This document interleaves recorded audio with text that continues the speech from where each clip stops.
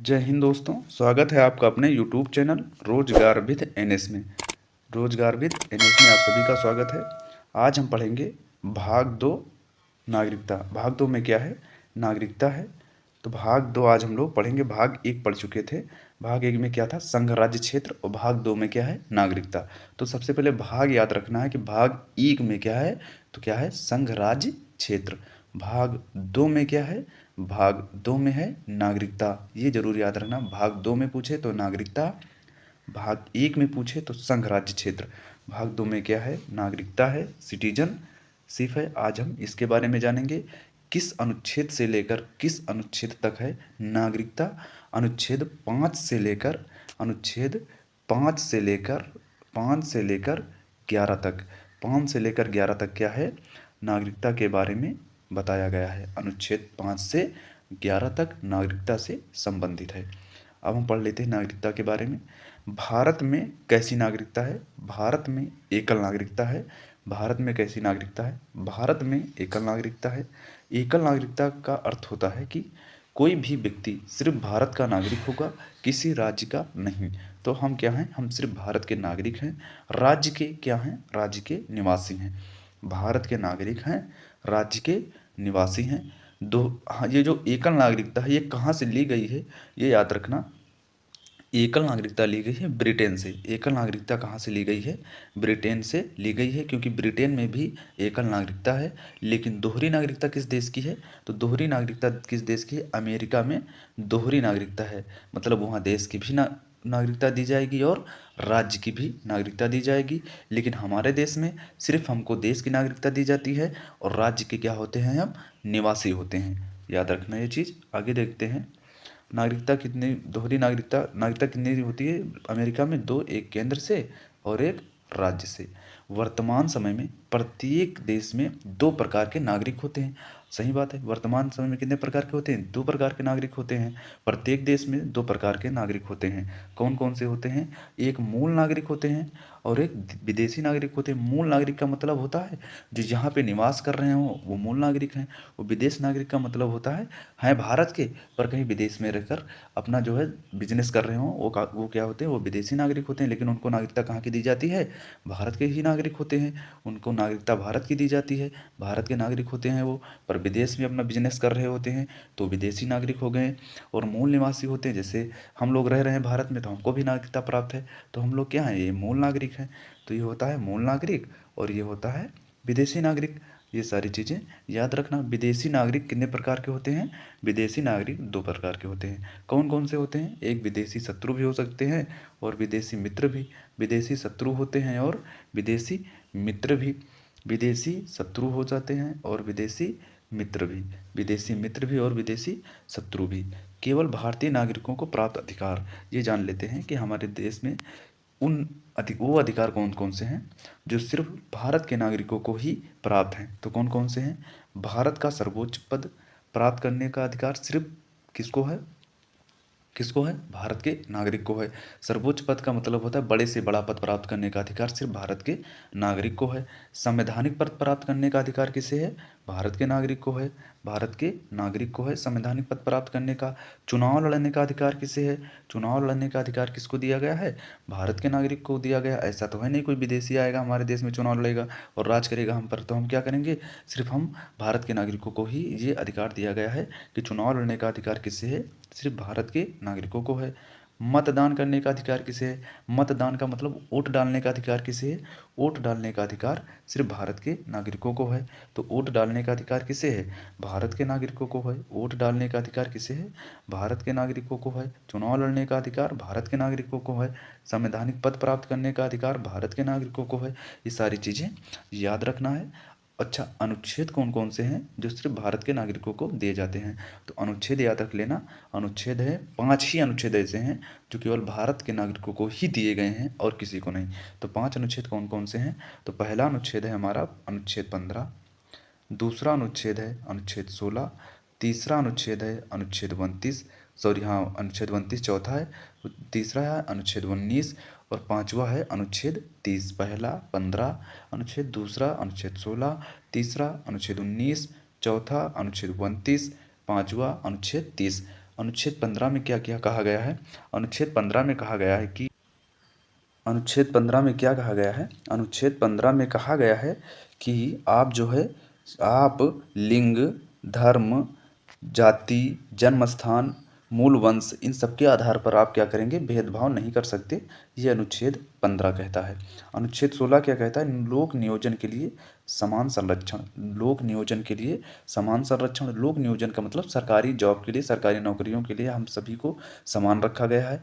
तो क्या कहा गया है? लोक नियोजन के लिए समान संरक्षण किसमें दिया गया है?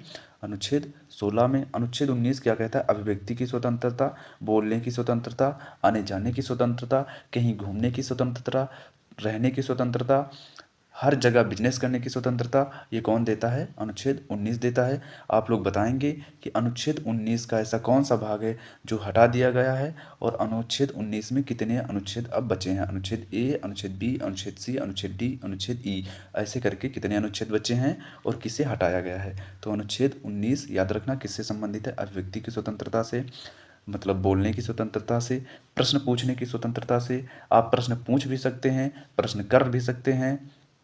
क्या है ये? अनुच्छेद 19 में है। कहीं आ जा सकते हैं, घूम सकते हैं, रह सकते हैं, बिजनेस कर सकते हैं, बिजनेस मतलब अमदा धंधा कर सकते हैं। ये सारी चीज़ें किस में है?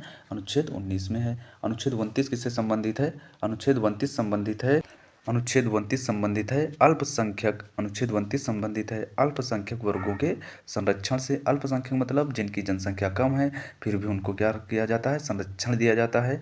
तो किससे संबंधित है? अल्पसंख्यक संरक्षण से संबंधित है अनुच्छेद 29। अनुच्छेद 30 किससे संबंधित है? अल्पसंख्यक लोग जो है अल्पसंख्यक लोग क्या करते हैं? शिक्षा संस्थाओं की स्थापना कर सकते हैं, अपने उन पर प्रशासन कर सकते हैं। ये चीज़ क्या है? अल्पसंख्यक लोगों को प्राप्त है। तो ये 5 अनुच्छेद हैं जो हमको याद रखने हैं, जो केवल भारत के नागरिकों को ही दिए गए हैं।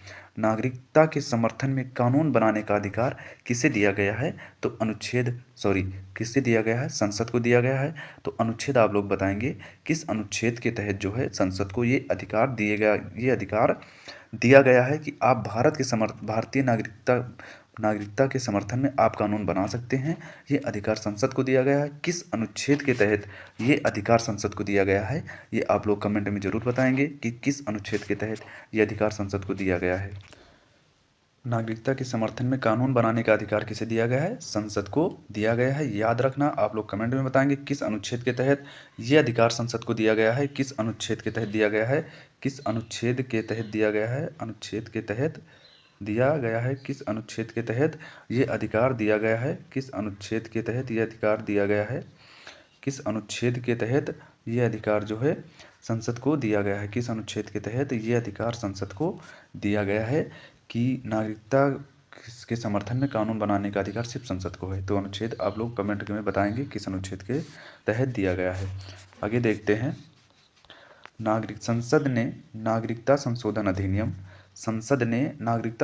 अधिनियम 1955 पारित किया। इस अधिनियम के अनुसार भारत की नागरिकता 5 प्रकार से ली जा सकती है। तो याद रखना, जब ये अधिनियम पारित किया गया तो कितने वर्ष किस किस में जो है संशोधन किया गया था? तो याद रखना 1986 में, 1992, 2003, 2005, 2015 और 2019 में क्या किया गया? संशोधन किया गया। संशोधन करने के बाद भारतीय नागरिकता को 5 प्रकार से प्राप्त किया जा सकता है। कितने प्रकार से? 5 प्रकार से प्राप्त करते हैं। खैर ये संशोधन नहीं पूछेगा कितने में किया गया था, लेकिन ये जरूर पूछ सकता है कि संसद में नागरिकता संशोधन अधिनियम कब पारित किया गया? तो कब पारित किया गया था? 1955 में। तो नागरिकता कितने प्रकार से प्राप्त की जाती है? 5 प्रकार से।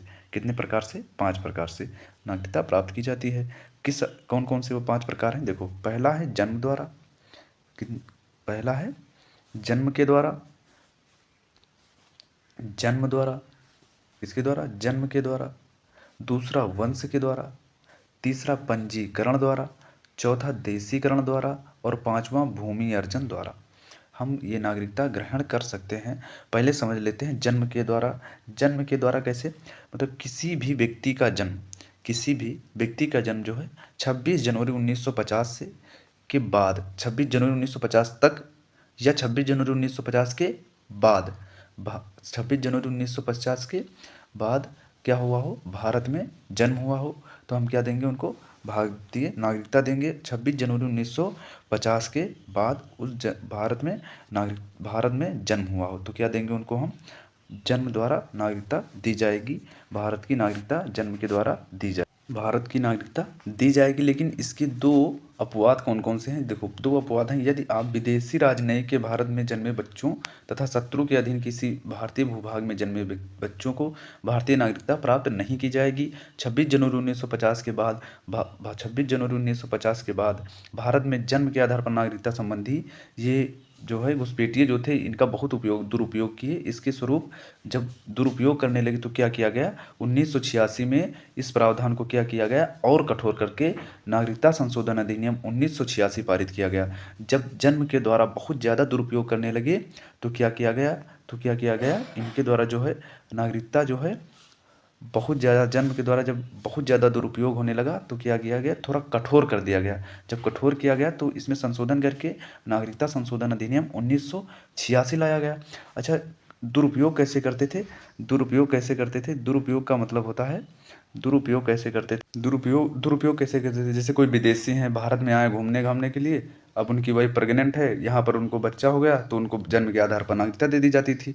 तो इसीलिए वो लोग इसका बहुत ज़्यादा दुरुपयोग करने लगे। जब दुरुपयोग करने लगे तो क्या किया गया? इनमें संशोधन किया गया। जब संशोधन करके क्या लाया गया? 1986 लाया गया। तो नागरिकता संशोधन अधिनियम 1986 में लाया गया। इसी के कारण अब क्या कर दिया गया? जब 1986 में संशोधन किया गया तो कहा गया कि व्यक्ति के जन्म के आधार पर तभी नागरिकता दी जाएगी जब उसके माता या पिता एक भारत के निवासी हों। क्या हों? माता हों या चाहे पिता हों, कहाँ के निवासी हों?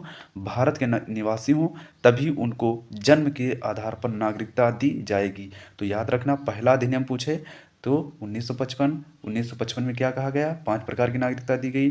फिर जन्म के आधार पर नागरिकता जब दी गई तो इसमें संशोधन किया गया, दुरुपयोग होने लगा। कब किया गया? तो नागरिकता संशोधन अधिनियम लाया गया 1986 लाया गया। इसमें क्या कहा गया?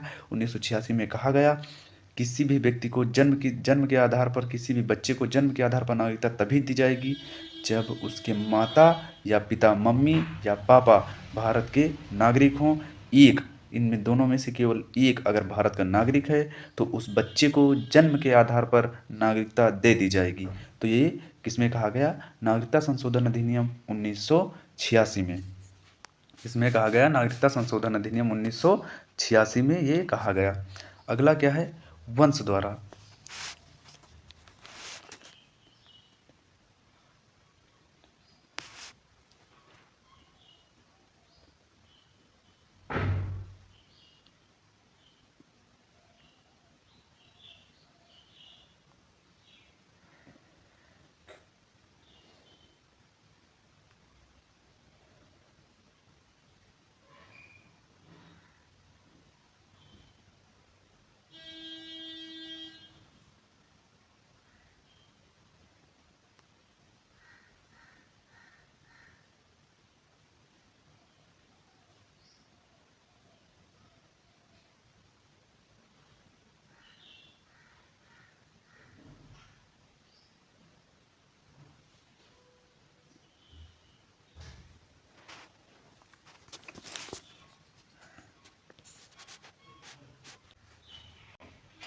सॉरी दोस्तों, माइक बंद हो गया था। आगे देखते हैं हम वंश द्वारा। वंश के द्वारा कैसे नागरिकता दी जाएगी?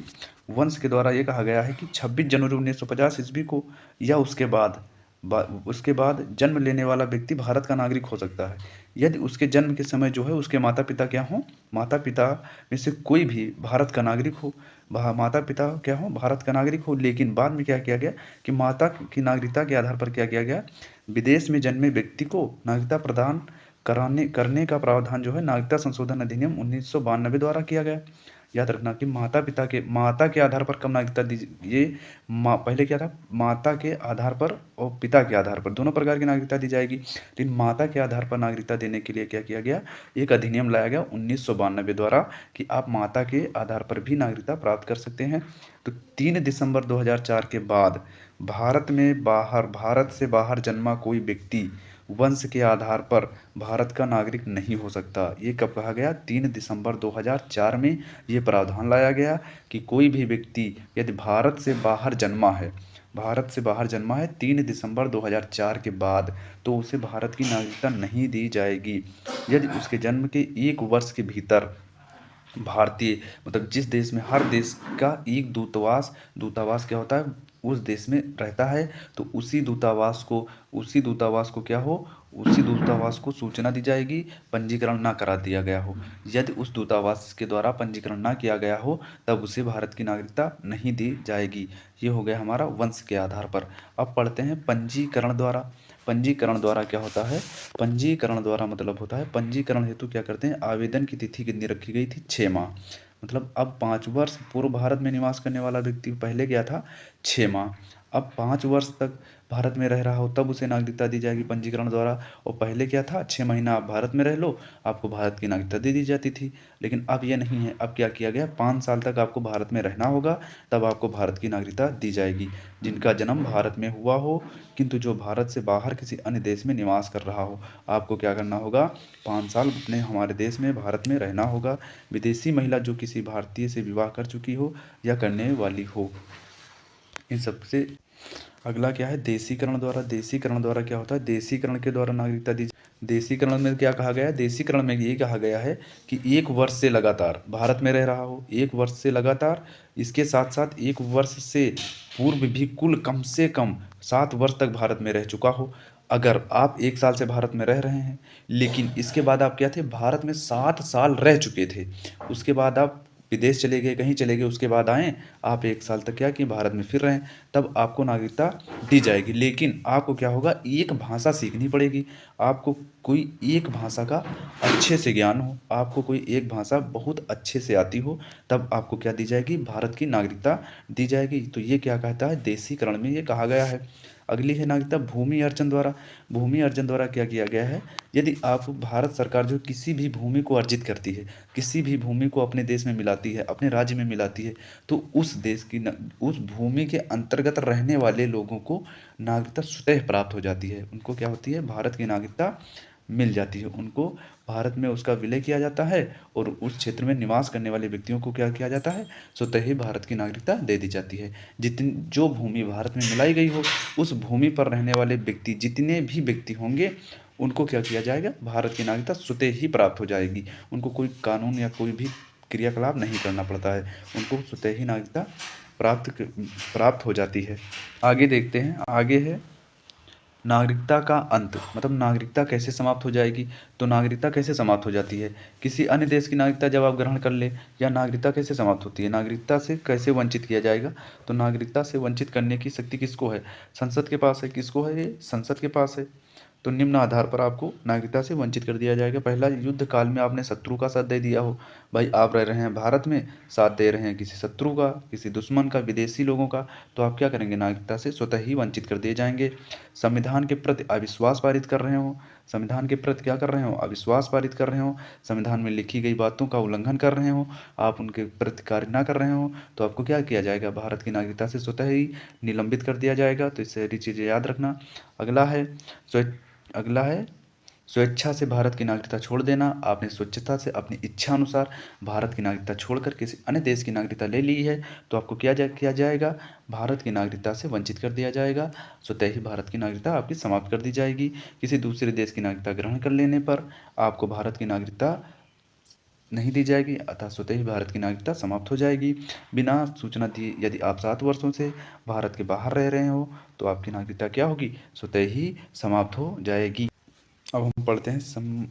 अगला है संविधान के प्रारंभ पर नागरिकता। संविधान के प्रारंभ में नागरिकता किस में दिया गया है? तो संविधान के प्रारंभ पर नागरिकता किस में दिया गया? अनुच्छेद 5 में दिया गया है। संविधान के प्रारंभ की नागरिकता किस में बताता है कि संविधान के प्रारंभ की नागरिकता किस में दिया गया है? अनुच्छेद 5 में दिया गया है। इसमें क्या कहा गया है कि संविधान लागू होने के समय, संविधान लागू होने के समय व्यक्ति का जन्म या उसके माता पिता का जन्म माता पिता का जन्म, माता या पिता का जन्म क्या हुआ हो, भारत में हुआ हो, संविधान लागू होने के 5 वर्ष से अर्थात 1945 से भारत में रह रहे हों, तो आपको क्या किया जाएगा, भारत का नागरिक मान लिया जाएगा। याद रखना। तो ये है अनुच्छेद 5 क्या कहता है, भारत के प्रारंभ पर नागरिकता। तो भारत के प्रारंभ पर नागरिकता किस अनुच्छेद में है, अनुच्छेद 5 में है। इसमें क्या कहा गया, माता पिता का जन्म भारत में हुआ हो, संविधान लागू होने के 5 वर्ष अर्थात 1945 से भारत में रह रहे हों, 1945 से भारत में रह रहे हों, तो आपको क्या किया जाएगा, भारत की नागरिकता दे दी जाएगी। अगला है अनुच्छेद 6। अनुच्छेद 6 क्या कहता है, अनुच्छेद 6 में है पाकिस्तान से भारत आने वाले व्यक्तियों के नागरिकता संबंधी प्रावधान किस में दिया गया है, अनुच्छेद 6 में दिया गया है। पाकिस्तान से भारत आने वाले व्यक्तियों की नागरिकता के अधिकार। पाकिस्तान से कोई व्यक्ति भारत आ रहा है तो आप उसे क्या दिया जाएगा, भारत की नागरिकता दी जाएगी। लेकिन इसमें क्या कहा गया है कि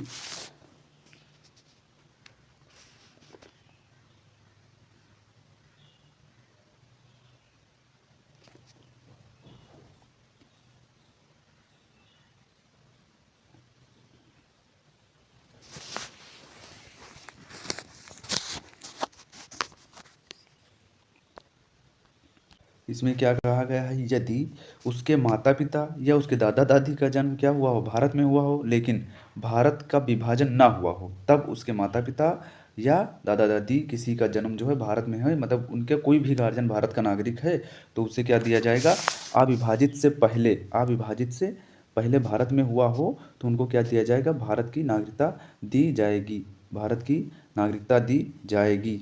भारत की नागरिकता दी जाएगी। या फिर क्या हो, 19 जुलाई 1948 से पूर्व, पूर्व का मतलब पहले भारत में आकर सामान्यता रह रहा हो, मतलब भारत में आकर वो रह रहा है, तब उसे जो है ये नागरिकता दे दी जाएगी। ऐसा तो है नहीं कि आप पाकिस्तान में रह रहे हैं, भारत आ रहे हैं, आपको नागरिकता दे दी जाएगी, नहीं।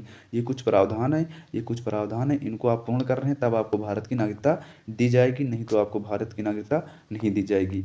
तो ये सारी चीज़ें थी। अनुच्छेद 7 में क्या है, अनुच्छेद 7 कहता है कि भारत में रह रहे हैं, आप पाकिस्तान जाने वाले और कुछ समय बाद पाकिस्तान से भारत लौटने वाले व्यक्तियों के लिए नागरिकता संबंधी प्रावधान है। कहने का मतलब ये है कि आप पहले भारत के नागरिक थे, भारत में रह रहे थे, आपको समझ नहीं आया, आप पाकिस्तान चले गए, अब आप पाकिस्तान में रह रहे हैं, अब आपको पाकिस्तान में भी समझ नहीं आया, अब आप पाकिस्तान से भारत आ गए, तब उनके बारे में नागरिकता दी गई है। उन लोगों के बारे में ये अनुच्छेद 7 कहता है कि उन लोगों के बारे में, नागरिकता के बारे में बताता है अनुच्छेद 7। अनुच्छेद 7 उन लोगों की नागरिकता से संबंधित है, अनुच्छेद 7। अनुच्छेद 7 कहता है, अनुच्छेद 7 में भी कुछ प्रावधान है, ऐसा नहीं जो प्रावधान अनुच्छेद 6 में है वही प्रावधान क्या है, अनुच्छेद 7 में है। 6 महीने से पहले ही भारत में रह रहा हो तब ऐसे क्या दिया जाएगा, उसे भारत की नागरिकता दे दी जाएगी। अनुच्छेद 8 किससे संबंधित है, अनुच्छेद 8 संबंधित है, अनुच्छेद 8 संबंधित है भारत से बाहर रहने वाले व्यक्तियों के संदर्भ में नागरिकता के संबंध में बताता है। अनुच्छेद 8, अनुच्छेद किससे संबंधित, अनुच्छेद 8 है भारत से बाहर रहने वाले व्यक्तियों के संदर्भ में नागरिकता संबंधी प्रावधान, ये अनुच्छेद 8 कहता है। आगे देखते हैं अनुच्छेद 9 किससे संबंधित है, अनुच्छेद 9 संबंधित है स्वेच्छा से भारत की नागरिकता छोड़ देने पर भारत का नागरिक नहीं रहना, ये एक एकल नागरिकता का प्रावधान है। अनुच्छेद 9 कहता है यदि आप स्वेच्छा से भारत की नागरिकता छोड़ रहे हैं तो आपको भारत का नागरिक नहीं माना जाएगा, ये अनुच्छेद 9 कहता है। अनुच्छेद 10 में क्या है, नागरिकता के अधिकार का बना रहना, नागरिकता के अधिकार का बना रहना, अनुच्छेद 10। अनुच्छेद 11 कहता है कि नागरिकता के संदर्भ में कानून बनाने की शक्ति किसे दी गई है, संसद को दी गई है। किस अनुच्छेद के तहत दी गई है ये आप लोग बताएंगे, अनुच्छेद 11। अनुच्छेद 11 में क्या कहा गया है, कानून बनाने की शक्ति किसे दिया गया है, नागरिकता से संबंधित संसद को दिया गया है। किस अनुच्छेद में है, अनुच्छेद 11 में है कि कोई भी कानून अगर नागरिकता के संबंधित बन रहा है तो कौन बनाएगा, संसद बनाएंगे। कौन बनाएगा, संसद बनाएंगे, अनुच्छेद 11 के तहत। इससे क्वेश्चन कैसे पूछा जाता है कि क्षेत्रीय परिषदों से संबंधित उपबंध का प्रावधान कहाँ किया गया है, तो किस अभी पढ़ के आए हैं, राज्य पुनर्गठन अधिनियम 1956 में किया गया है। भारत में कुल कितनी क्षेत्रीय परिषदें हैं, 5 क्षेत्रीय परिषदें हैं। भारत में भारतीय संविधान कैसी नागरिकता का प्रावधान करता है, एकल नागरिकता का प्रावधान करता है। ये सारी चीज़ें याद रखना है। जैसे संसद द्वारा नागरिकता के संबंध में कौन सा अधिनियम पारित किया गया, तो भारतीय नागरिकता अधिनियम 1955 पारित किया गया। भारतीय नागरिकता कितने प्रकार से प्राप्त की जा सकती है, 5 प्रकार से प्राप्त की जा सकती है। कौन कौन से? जन्म से, वंश से, पंजीकरण से, देशीयकरण से, क्षेत्र या भूमि स्तर से। ये 5 प्रकार से भारत की नागरिकता प्राप्त की जा सकती है। भारतीय संविधान के कितने अनुच्छेदों में नागरिकता संबंधी प्रावधान दिया गया है? तो अनुच्छेद 5 से लेकर अनुच्छेद 11 तक। ये अनुच्छेद किससे संबंधित हैं? नागरिकता से संबंधित है। किस भाग में है नागरिकता? तो भाग 2 में है नागरिकता। 5 से 11 तक अनुच्छेद। ये सारी चीज़ें ऐसे ही क्वेश्चन आपसे एग्जाम में पूछ सकता है।